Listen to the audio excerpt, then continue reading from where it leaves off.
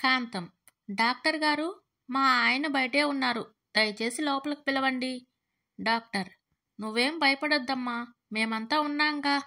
కాంతం. నేను భయపడేది నా గురించి కాదు డాక్టర్. బయట చాలామంది అమ్మాయిలు ఉన్నారు. అది నా భయం. హరీష్. ఏమైందిరా, అందరూ ఎక్కడికి పరిగెడుతున్నారు? అజయ్. గాంధీ ఆసుపత్రి కన్నా. హరీష్. ఎందుకురా? అజయ్. కరీనా వచ్చిందంటన్నా, అందరూ చూడ్డానికి వెళ్తున్నారు. పదం మనం కూడా చూసొద్దాం. హరీష్. ఒరే తెలివి తక్కువ వెధవా, కరీనా కత్రీనా కాదురా, కరోనా వైరస్ అది. భర్త. సెల్ఫ్ కంట్రోల్ అంటే నీ దగ్గర నుండే నేర్చుకోవాలి. భార్య. ఏ విషయంలో అంతలా పొగుడుతున్నారండి? భర్త.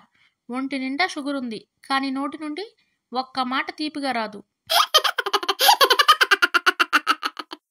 చనిపోయిన చాలా కాలం తర్వాత భార్యాభర్తల ఆత్మలు ఎదురుపడ్డాయి. భార్య ఆత్మ. ఏమండి, మీరేనా? ఎంత మారిపోయారు అసలు, గుర్తుపట్టలేకపోయాను. భర్త ఆత్మ.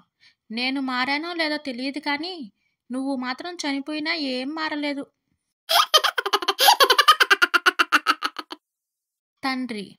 చింటూ, ఆ ట్యాప్ ఆపై, నీళ్లు వృధాగా పోతున్నాయి. తర్వాత తరాలకి ఏమీ మిగలవు. చింటూ. అలాగే నాన్న. తండ్రి. ఇంట్లో లైట్లు ఫ్యాన్లు ఎందుకు ఆన్ చేశారు?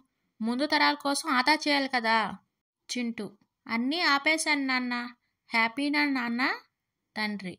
అదేంట్రా చదువుకోకుండా పడుకున్నావు? చింటూ. నాకంత స్వార్థం లేదు నాన్న, తర్వాత తరాల కోసం ఆదా చేస్తున్నా అంతే.